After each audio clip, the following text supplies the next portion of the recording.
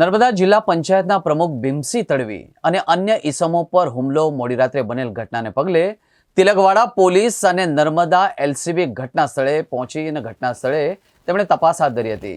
તિલકવાડા તાલુકાના મોટા ભાવપુરા ટેકરા ગામે જિલ્લા પંચાયતના પ્રમુખ લગ્ન પ્રસંગમાં ગયા હતા. લગ્ન પ્રસંગમાં કોઈ કારણોસર યુવાનો વચ્ચે માથાકૂટ થઈ હતી, જેમાં જિલ્લા પંચાયત પ્રમુખ છોડાવવા પડ્યા.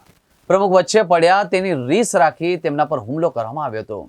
જિલ્લા પંચાયત પ્રમુખ ઇજાગ્રસ્ત થતા તેમને ડભોઈ સારવાર અર્થે ખસેડવામાં આવ્યા હતા. જોકે આ ઘટનાને હજુ સુધી પોલીસ ફરિયાદ નોંધાઈ નથી. ફરિયાદ નોંધાવવાના ચક્રો પણ ગતિમાન. વરરાજાની ગાડીને પણ નુકસાન પહોંચાડવામાં આવ્યું છે. જિલ્લા પંચાયત પ્રમુખ પર હુમલો કરનારા લોકો એક જ પક્ષના.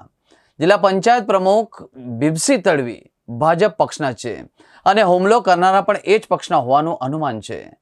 બનાવમાં 3 લોકોને ઈજાગ્રસ્ત થયા હતા અને તેમને ડભોઈ બાદ વડોદરા વધુ સારવાર અર્થે ખસેડવામાં આવ્યા છે.